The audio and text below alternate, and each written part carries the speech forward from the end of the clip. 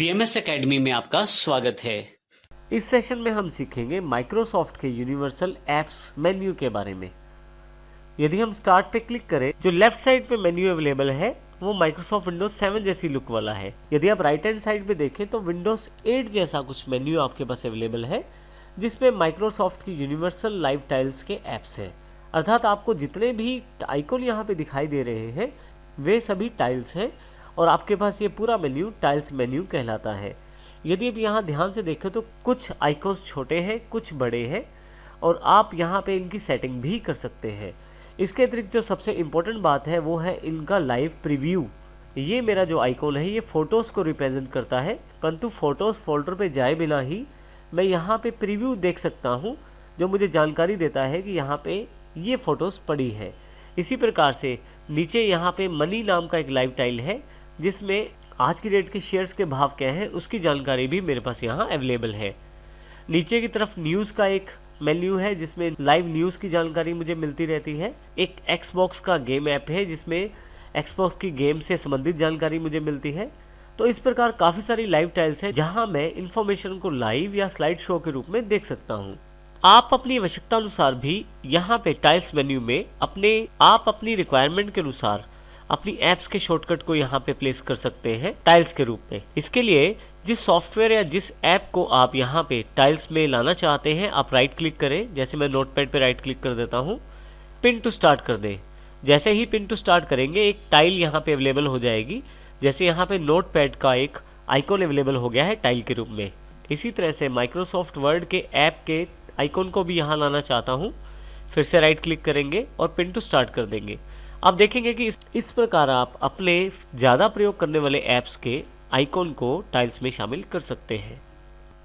आप किसी ऐप को टाइल्स मेन्यू में आसानी से ऐड कर सकते हैं ड्रैग करने के द्वारा। इसके लिए आप ऐप को सिलेक्ट करके रखें, बिना लेफ़्ट क्लिक छोड़े और ड्रैग करते हुए अपनी ऐप के आइकॉन को टाइल्स मेन्यू में ले आएँ। जैसे ही आप छोड़ेंगे तो आपके देखेंगे कि यहाँ पे टाइल्स मेन्यू में आकर उस ऐप का आइकॉन ऐड हो गया है। यदि आप यहाँ से किसी टाइल को हटाना चाहते हैं या आइकॉन को हटाना चाहते हैं तो उसके लिए राइट क्लिक करें। जैसे मैं नोटपैड को हटाना चाहता हूँ, अनपिन फ्रॉम द स्टार्ट कर दें। तो जैसे ही आप अनपिन फ्रॉम द स्टार्ट करेंगे आपके पास ये टाइल हट जाएगी।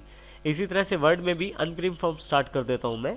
मेरे पास ये दोनों आइकॉन हट गए हैं और यहाँ इन आइकॉन्स को हटाने से, इन टाइल्स को हटाने से स्टार्ट बार में शामिल जो पहले से मेरे पास आइकॉन है उन पे कोई भी असर या उन पे कोई भी प्रभाव नहीं पड़ेगा।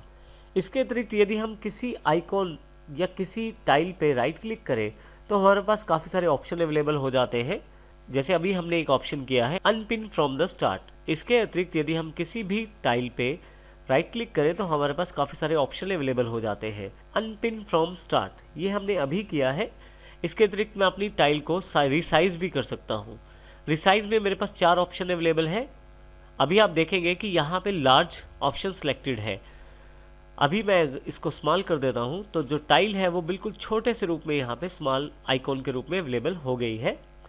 फिर से राइट क्लिक करता हूँ रिसाइज पे, मीडियम, तो मीडियम रूप में मेरे पास अवेलेबल हो गई है। और देखिए यहाँ पे स्लाइड शो भी उसका एक्टिवेटेड है। फिर से मैं राइट क्लिक करता हूँ और वाइड कर देता हूँ। ऐप के आइकॉन की चौड़ाई बढ़ गई है और उसने अपने स्पेस को फिक्स कर लिया है। यदि मैं इसे और बड़ा करके देखना चाहता हूँ तो रिसाइज लार्ज, तो आप देखेंगे फिर से उसी शेप में मेरे पास टाइल अवेलेबल हो गई है जिस शेप में पहले थी। आपकी टाइल पे जो स्लाइड शो दिखाया जाता है आप उसको डिसेबल भी कर सकते हैं।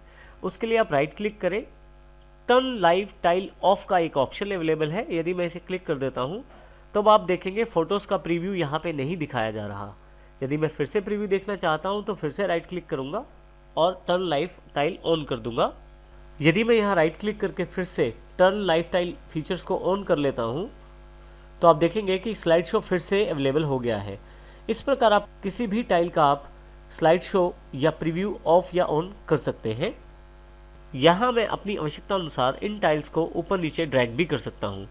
जैसे कि मैं इसको नीचे लाना चाहता हूँ तो माउस का लेफ़्ट क्लिक प्रेस करके रखता हूँ और अपने सुविधा अनुसार इसे नीचे ले आता हूँ। यदि इस टाइल को मुझे ऊपर लेके जाना है तो इसको मैं ऊपर भी लेके जा सकता हूँ।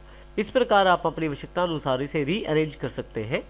देखिए मैं यहाँ से फिर से वापस ले आता हूँ और इस पिक्चर वाले टाइल को फिर से ऊपर ले जाता हूँ। इस तरह से मैं अपनी आवश्यकता अनुसार इन चीज़ों को रीसेट कर सकता हूँ। हल्का सा इसको ऊपर ले आता हूँ ताकि ये ऑर्डर में लग जाए। इसके अतिरिक्त हम यहाँ पे यदि ध्यान से देखें, माउस जब आप ऊपर लेके जाते हैं इस ग्रुप के ऊपर या यहाँ पे, तो आपके पास जानकारी दी जाती है ग्रुप के बारे में। जैसे कि यहाँ पे लाइफ एट अ ग्लांस एक ग्रुप का नाम है और यहाँ पे मैं क्लिक करके इस ग्रुप का नाम चेंज भी कर सकता हूँ। इसी तरह से यहाँ पे क्लिक करके भी चेंज कर सकता हूँ। यहाँ पे मैंने ग्रुप का नाम नहीं रखा है तो यहाँ मैं क्लिक करूँगा और यहाँ कुछ मैं नाम रख देता हूँ और एंटर करते ही ये ग्रुप का नाम फाइनल हो जाएगा। इस प्रकार से मैं इस ग्रुप को आसानी से नाम इसका रख सकता हूँ। इसके अतिरिक्त मैं चाहूँ तो पूरा का पूरा ग्रुप भी मूव कर सकता हूँ। जैसे मैं यहाँ ग्रुप को ऊपर से पिक करूँगा और इस ग्रुप को ऊपर ले जाता हूँ तो देखिए ऊपर वाला ग्रुप नीचे आ गया है और नीचे वाला ग्रुप ऊपर चला गया है। इस प्रकार से टाइल्स मेन्यू को आप अपने अकॉर्डिंग व्यवस्थित कर सकते हैं, ऑर्गेनाइज कर सकते हैं अपनी आवश्यकता अनुसार।